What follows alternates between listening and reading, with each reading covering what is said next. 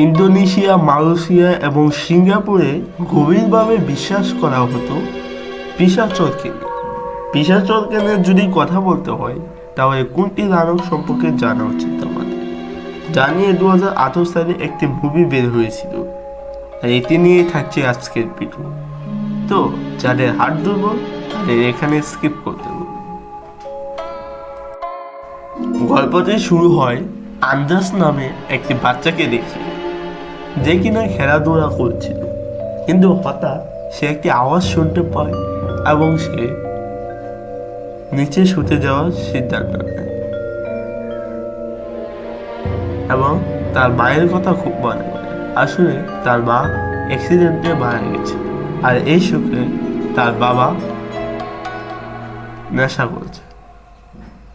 তো বাবার এই কষ্ট সান্ত্বনা দিতে এসে ছেলেটাকে বলে যে আমার জন্যই মা মরেছে, কারণ আমি যদি ওই দিন বায়না না করতাম তাহলে মাও খেলনা কিনতে যেত না, আর আমি আমার মাকে হারাতে পারতাম। তো বাবা তাকে সান্ত্বনা দিয়ে চলে যেতে পারে। বাবা সান্ত্বনা পেলেও আন্দাজ তার মায়ের কথা খুব মনে পড়ছিল, তাই সে তার মায়ের পেন্টিং আঁকতে থাকে। তো এমন সময় সে অদ্ভুত কিছু অনুভব করতে পারে। তারপর সে আয়নার দিকে একেবারে মুগ্ধ দৃষ্টিতে তাকিয়ে থাকে, যেন কিছু আছে, এবং সে তাকিয়ে থাকতে চায়। হঠাৎ করে আয়নার উপরে যে মাথাটা সেটা উড়ে যায় এবং সে পিছনে ফিরতেই তার মাকে দেখতে পায়। এই অবস্থাতে অন্যরা ভয় পেলেও সে কিন্তু খুবই খুশি হয়েছিল, কারণ সে তার মাকে দেখতে পাচ্ছে। তার মা তাকে জিজ্ঞেস করে, তুমি কি আমার সাথে যেতে চাও? এটি বলার সাথে সাথে এক অদ্ভুত পরিবর্তন হয়। তার মা পিশাচরে পরিবর্তন হয়। তার বাবা এই আওয়াজ পেরে তাকে সেখানে দেখতে আসে। এসে দেখতে পায় আন্দাজ উধাও, তার ছেলের এক টুকরো কাপড় আর রক্ত পেয়েছে, হয়তো তাকে পিশাচরে নিয়ে গেছে। ঘটনাটি ফিরে যায় কয়েক বছর আগে, যেখানে একটি আশ্রম দেখানো হয়, আর এই আশ্রমটি মিস ডোনা চালিয়ে আসছে। মিস ডোনা অনেকদিন ধরে তার বাড়িতে যায় না, তাই তো তার বোন লিডিয়াকে সব দায়িত্ব গুছিয়ে আজকে সে চলে যাচ্ছে। তাদের সাথে আরো থাকে পাঞ্জি, দিন্দা, মিকো এবং ছোট্ট বাচ্চা এম্বা। তো মিকো সেখানে বই পড়ছিল, আর অন্যদিকে মিস ডোনা চলে যায়। তো মিকো বরাবরের মতোই বুটের বই পড়তে ভালোবাসে। আসলে সে পিশাচরের বই পড়ে। ইন্দোনেশিয়াতে পিশাচরের কথা খুব গভীরভাবে বিশ্বাস করা হয়। বলা হয়ে থাকে কোনো গর্ভবতী মা যদি মারা যায়, তখন তার মৃত্যুর পর তার আত্মা পিশাচরে পরিণত হয় এবং সে অন্য বাচ্চাদের তার জগতে নিয়ে যায়। যেভাবে কিনা আমরা বলে থাকি জিনেরা মানুষকে ধরে তার জগতে নিয়ে যায়। ডোনা দিনদা সম্পর্কে বলেছিল যে তার দেখাশোনা যেন তার বোন রিবিয়া ভালো করে করে, কেননা দিনদা নতুন। আসলে দিনদা এখানকার কারোর সাথে নিজেকে মানিয়ে নিতে পারে না, তাই দিনদা দেখাশোনার জন্য রিবিয়া আছে। আর ডোনাকে নিয়ে আসার কথা ছিল গেনের, কিন্তু গেন আজ বিজি আছে, তাই নিতে আসে। আসলে গেন একজন হরর ইনভেস্টিগেটর। সে হরর বিষয় নিয়ে নিউজ করে, একটি টিভি চ্যানেলে কাজ করে। তো আজকেও সে তেমনই একটি জায়গায় এসেছে, যে বাড়িটার কথা লুকমান বাড়ি, যেখানে ওই যে আঞ্জেলস বাচ্চাটা উধাও হয়ে গেছে, এটির নিউজ করতে আসছে এবং এই ব্যাপারে শুটিং করছিল কিছু কথা বলে। পরবর্তীতে সেই বাড়িতে অ্যান্টিক জিনিসপত্র কি এগুলো খুঁজতে যায়, একটি কালো বিড়াল দেখে সেখান থেকে চলে যায়। পরবর্তীতে সে একটি আয়না খুঁজে পায়, আর অন্যদিক দিয়ে সে ডোনার জন্য সেটি গিফট হিসেবে নিয়ে যায়। তবে এই আয়নাটা দেওয়ার জন্যই তার এই জীবনে কাল নেমে আসবে। ইন্দোনেশিয়াতে খুব ভয়ঙ্করভাবে পিশাচরকে বিশ্বাস করা হতো। তার মানে পিশাচর বলতে নিশ্চয়ই কিছু না কিছু হয়তো আছে। তো আয়নাটা নিয়ে আসা হয়। আয়নাটা ডোনার খুব পছন্দ হয়। আর অন্যদিক দিয়ে দিনদা সেখানে ঘুরে বেড়াচ্ছে, একটি আওয়াজ শুনতে পায়। তারপর সে সেখানে গেলে অদ্ভুত কিছু অনুভব করে। আসলে তার পিছনে পিশাচর ফলো করছে, এই কারণে তার কাছে এমন মনে হচ্ছে। তারপর সে বাসায়, মানে সে পুরো বাড়িটিতে চলে আসে। তারপর সে আয়নাটা দেখতে পায়। আয়নাটা দেখে তার খটকা মনে হয়, সেখানকার মুকুটে মাথা নড়ে যায়। এ দেখে সে চাদর দিয়ে সেটি দেখে দেয়। তারপর সে পিশাচরের অনুভূতি লক্ষ্য করে এবং সরাসরি পিশাচর দেখে তার গা শিমশিমে যায় এবং সে এই ঘটনাটি কারোর সাথে শেয়ার করে না। পরের দিন এম্বার সাথে এমন ঘটনা ঘটতে গেছে।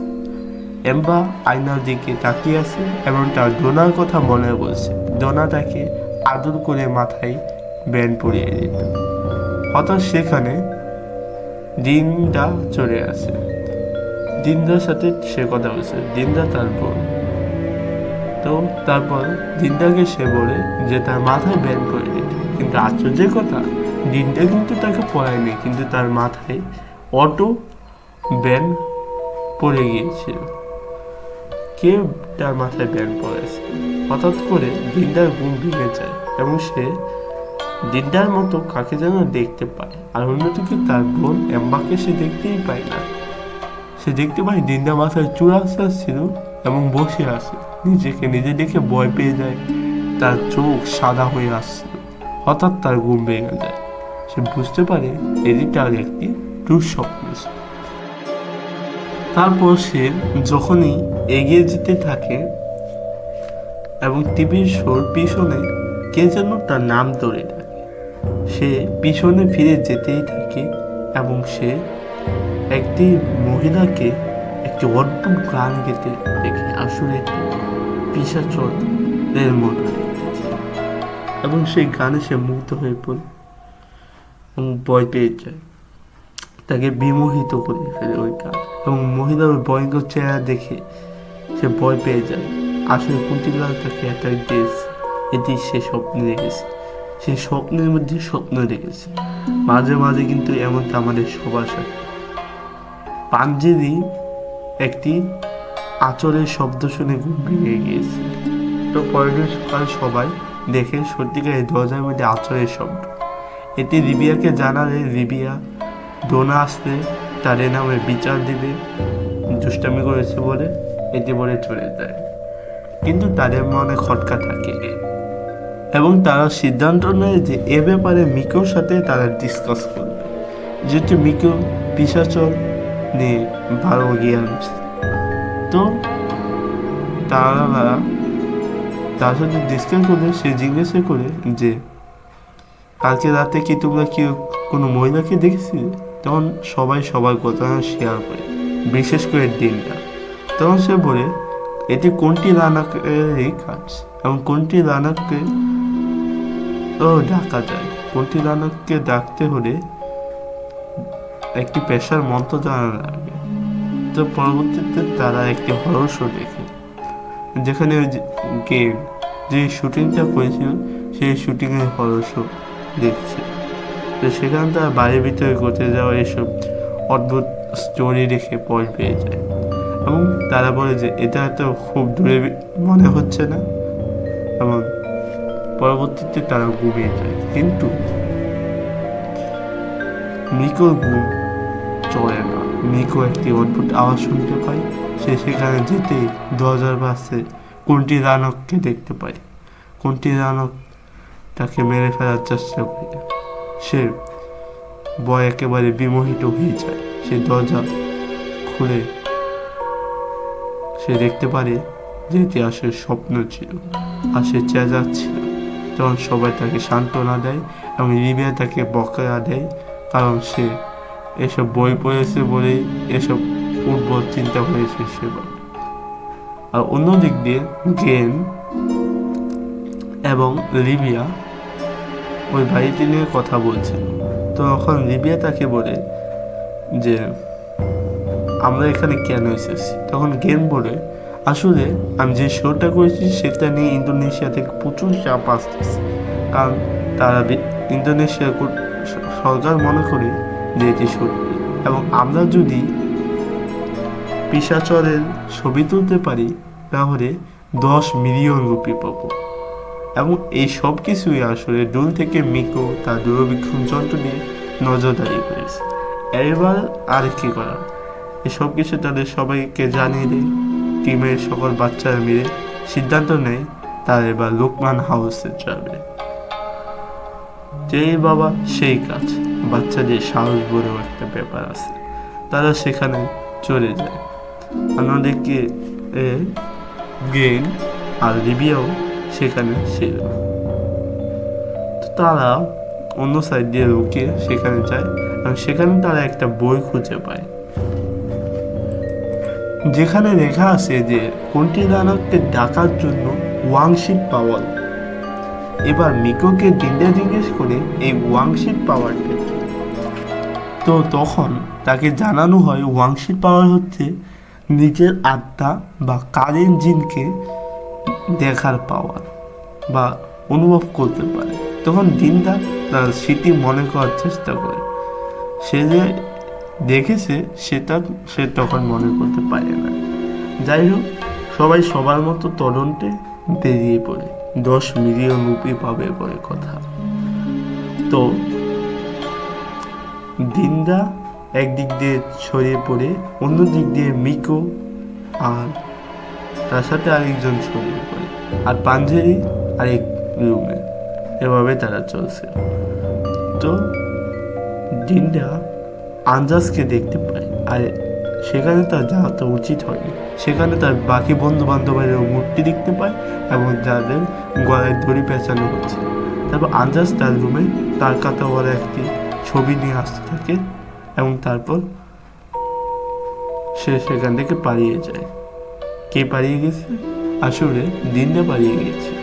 পরবর্তীতে পাঞ্জাজের সাথেও একই ঘটনা ঘটে। ছবি নিয়ে আঞ্জাস এসেছিল এবং তাকে একটি গাড়ি দিয়ে গিয়েছে। এই ঘটনাটি মিকো জেনে অবাক হয়ে যায়।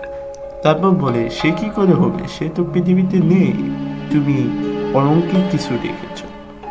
পরবর্তীতে দিনদাও একই ঘটনা বলে এবং পরবর্তীতে তারা চলে যাওয়ার সিদ্ধান্ত।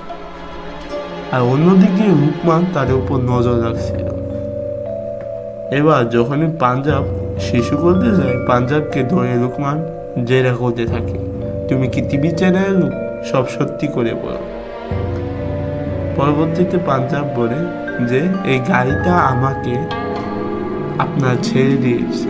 তো সে তার সম্পর্কে জানতে আগ্রহী হয়, কিন্তু সে তাকে কিছু না বলেই তার থেকে পালিয়ে যাওয়ার জন্য তার হাতে কামড় বসিয়ে সেখান থেকে তারা চলে যায়। তো তারপর দিনদা ওয়াংশিতের ব্যাপারে ভাবছিল এবং গেনের ওই হরর ভিডিওটা দেখতে থাকে, যেখানে অনেকে এই ব্যাপারে কথা বলছে। তো পরবর্তী ওয়াংশিতে সে বইটা নিয়ে সে পড়তে থাকে এবং তারপর সে ঘুমিয়ে পড়ে এবং সে ঘুমের মধ্যে সে আবারও দুঃস্বপ্নে কুন্তিলারের আক্রমণ দেখতে পায়। অন্যদিক দিয়ে এম্বার সাথে বা সত্যি সত্যি কুন্তিলারের অ্যাটাক ঘটে চলেছে। আয়না থেকে কুন্তিলার বেরিয়ে এম্বার কাছে যায়। এম্বার শব্দ শুনে দেখতে পায় আসলে সেটি ডোনা। কুন্তিলার ডোনার ছদ্মবেশে তাকে বলে, তুমি কি আমার সাথে যেতে চাও? তখন এম্বার বলে হ্যাঁ। এটি বলার সাথে সাথে যেহেতু সে পারমিশন পেয়ে গেছে, তাকে সে নিয়ে চলে যায় এবং অ্যাঞ্জাসের মতো তারও কিছু কাপড়ের টুকরা পাওয়া যায়। জিন্দা এগুলো দেখে তো অবাক হয়ে যায়। জিন্দা এম্বার ছায়া কুন্তিলার সাথে আয়নায় দেখে অবাক হয়ে যায়। পরবর্তীতে তার মিশে যায়। অন্যদিক দিয়ে মিকো সেই ভিডিও দেখছিল এবং দেখে জানতে পারে আসলে তাদের সাথে ভয়াবহ আয়না আছে। লুকমান হাউস থেকে সেই আয়না আনার কারণে কুন্তিলানক তাদের সাথে এমন করে যাচ্ছে। কুন্তিলানকে নিয়ে তারা খুব চিন্তিত ছিল। তবে যাদের কাছে ওয়াংশিক পাওয়ার আসে তার মন্ত্রের দ্বারা কুন্তিলানকে বশ করা সম্ভব। তো তারা চারজন সেখানে যায়। সেখানে যাওয়ার পর দেখতে পায় লোকমান এসে গেছে এবং পাঞ্জাবকে ধরে বলছে, তুমি এবং তোমরা আমার ভাই সে অভিশপ্ত আয়না কেন এনেছ? এই কারণেই তো আমার ছেলে মারা গিয়েছে, তোমরাও ধ্বংস হয়ে যাবে। তখন তারা বলে যে আমরাও খুব পেরেশানিতে আছি, কিন্তু এবার আমরা কিছু করব। আর অন্যদিক দিয়ে লোকমান এই আয়না ভাঙতে গিয়ে সেখানে অজ্ঞান হয়ে পড়ে কুন্তিলালের অদৃশ্য ডাকের কারণে। সবাই আয়না নিয়ে খুব চিন্তিত হচ্ছিল, কি করা যায়, এই কুন্তিলানক থেকে কিভাবে আমরা রেহাই পাব। তখন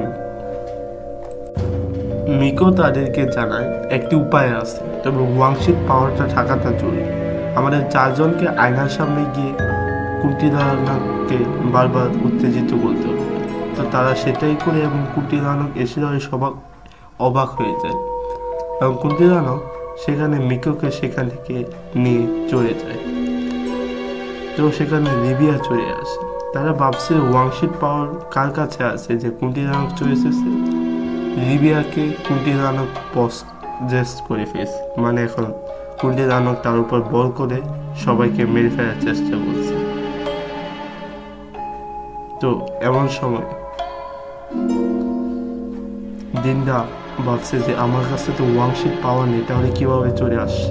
তারপর সবাইকে ছুঁড়ে মারে সে এবং অ্যাটাক করতে থাকে।